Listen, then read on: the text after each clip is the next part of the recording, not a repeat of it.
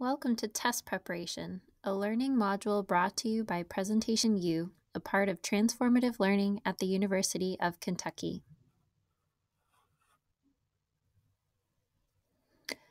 Today you will reflect on how you currently study, develop a growth mindset and practice self-monitoring, review general study tips, identify 2 test types and ways to study for each, identify resources at the University of Kentucky for you to use, and finally, you will set a goal for your next exam. Let's get started. First, take a moment to reflect on your current exam prep habits. What do you do that works well for you? What would you like to change? Do you use different strategies for different tests? Find some paper and a pen and pause the video for a few minutes to write down your thoughts. Developing successful test prep habits can be challenging. An important first step in this process is developing a growth mindset. Have you heard this term before? Having a growth mindset means believing that you can cultivate your abilities and skills through effort and practice. This is in contrast to a fixed mindset, where a person believes that there are things they are good at and things they are not so good at, and they can't do anything about it. With a growth mindset, you can identify what you want to change and make a plan. How much can you change in the amount of time that you have? Or how long will it take to make the changes you want to make? If growth mindset is the belief that you can change your skills and abilities, then self-efficacy is made up of the actions you take to make those changes. A person who shows self-efficacy seeks out and uses resources to help them achieve their goals. To develop strong test prep habits, show self-efficacy by learning about and trying different strategies and resources. We'll discuss study strategies and resources in a few minutes.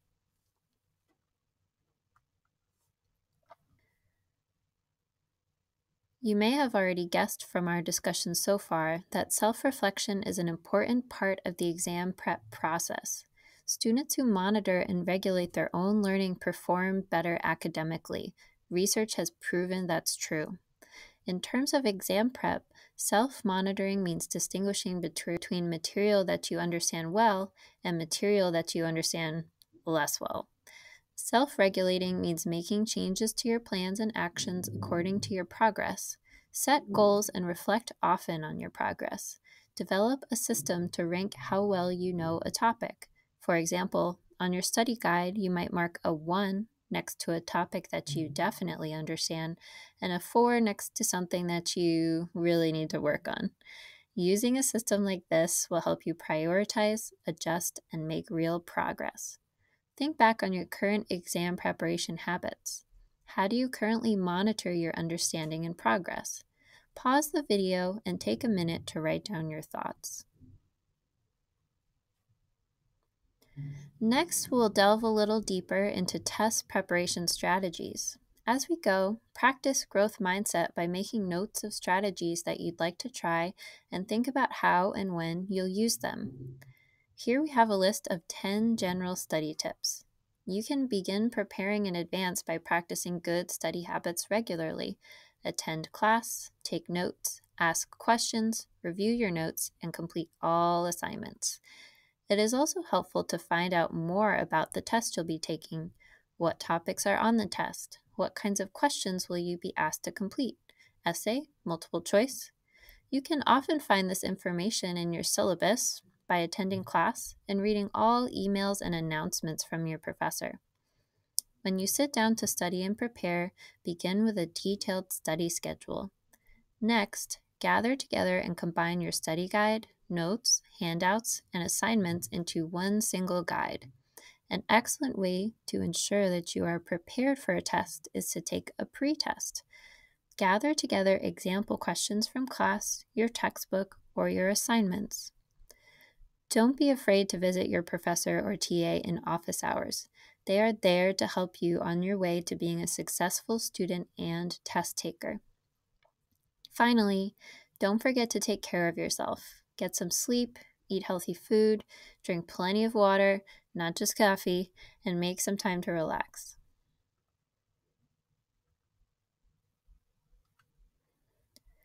Keeping those general study tips in mind, let's learn a little bit more about the different types of exams and how you can prepare for them. We can divide tests into two main categories: recognition and recall. Recognition tests are more objective and will generally be made up of multiple choice, true, false, or matching questions. Recall tests are more subjective and will often be made up of essay, short answer, or fill in the blank questions. Recognition tests are about recognizing the correct information. To study for a recognition test, you should rehearse your notes within 24 hours of making them. We forget most of what we learn within a day or two, so it's very important to review your notes regularly. Have you had the experience of sitting down to study for a test and having no idea what your notes mean? Reviewing notes shortly after you take them can prevent that from happening to you. Chunking is a technique that sorts related ideas into categories, making them easier to remember. To remember vocabulary, concepts, or processes, use them to create a story. This attaches deeper meaning and emotion to what you're learning, which helps you to remember these things more easily. Mnemonics are an excellent way to remember vocabulary or processes. Make them personal and easy to remember. You might remember mnemonics like PEMDAS, or Please Excuse My Dear Aunt Sally from high school, or Roy G. Biv, which tells us about all the colors of the rainbow. A mind map is a form of enhanced note-taking. Create a review sheet of your material and use visual markings such as colors and arrows to highlight connections between ideas. Now it's time to practice. Use one of the 4 strategies on this slide to study this list of words. You might create a mnemonic, write a little story, or try to group the words according to similarities. Pause the video now and give it a try.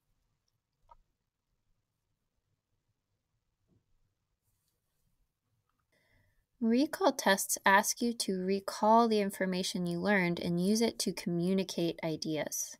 You might be asked to discuss, explain, analyze, or compare using concepts and vocabulary learned in the course. Many people begin their studying with the notes or outlines that they've made in class or while reading a textbook. To study actively for a recall test, you can use a concept map to take your notes to the next level. A concept map is a visual display of the material that allows you to show relationships between ideas. It starts at the central idea in the middle, and related ideas are placed around it to create a web of relationships. Taking your notes and reorganizing them in this way will help you to remember the information and use it to respond to essay and short answer questions. Responding to practice questions is another great way you can prepare for a recall test. Use your textbook, study guide, homework, lecture examples, or ask your professor for some practice essay or short answer questions. Once you have your practice questions, follow these steps to break it down and make sure your response is thorough and organized. First, identify what the question is asking you to do. Do you need to discuss, compare, analyze, explain? Next, underline, highlight, circle, or rewrite the topic of the question. This helps you to focus your answer and will give you an anchor if you begin to get lost or overwhelmed in your writing. Finally, does the question give you any further information about what your response should look like? Does it ask for a specific number of claims, examples, or details? Do you know how long your response should be? Let's practice studying for a recall test. Take a look at the short answer writing prompt given here. Follow steps 1 through 3 to help you understand the prompt and begin preparing your response. Pause the video now and write down your answers to steps 1 through 3.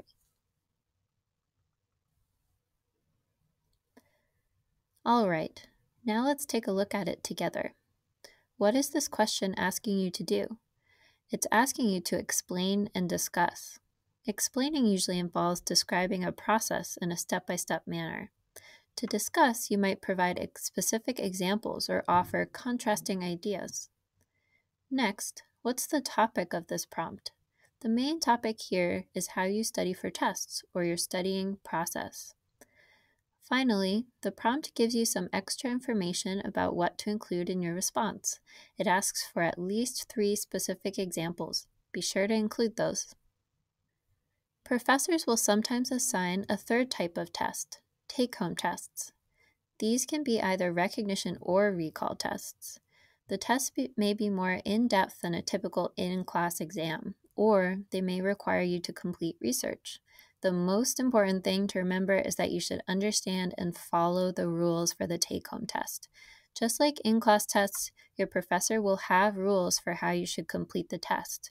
Can you use your notes, the textbook, or the internet? Are you allowed to work with friends? Make sure you know these rules and follow them. Now that you're working on your growth mindset and have learned some new study strategies, let's discuss some free resources that are available to you as a student at UK. The University of Kentucky provides many resources for undergraduate and graduate students to help them achieve academic success. Transformative Learning is home to Presentation U, The Study, and academic coaching services. Presentation U provides free, drop-in, and by-appointment tutoring for strengthening multimodal communication. That means if you're working on an assignment that requires you to present or communicate information, you can bring it to the tutors at Presentation U. Remember, completing assignments is an essential part of being prepared for exams. Presentation U also offers weekly Power Hour workshops on various studying and multimodal communication topics. The full schedule for tutoring and workshops can be found on our website, which is linked below. The Study is our most popular service and provides free, drop-in, course-specific tutoring. Tutors are undergraduates who have taken and done well in the course. The Study provides tutoring for introductory level math, science, and business classes. Stop by for help with a homework assignment or to study for an exam. Individual academic coaching provides students with a one-on-one hour-long appointment with a trained graduate TA. During the appointment, you can discuss your strengths and learning preferences and also learn how you can use these to set and achieve manageable goals. Academic coaches can help you find the resources you need to be successful at UK. They're here to help. There are additional free tutoring services offered at UK all over campus, including the Math Skeller and Writing Center. Finally, your academic advisor is an excellent resource. It's their job to help you create a successful path to your degree. Follow the link in the description box below for more details on the services listed here.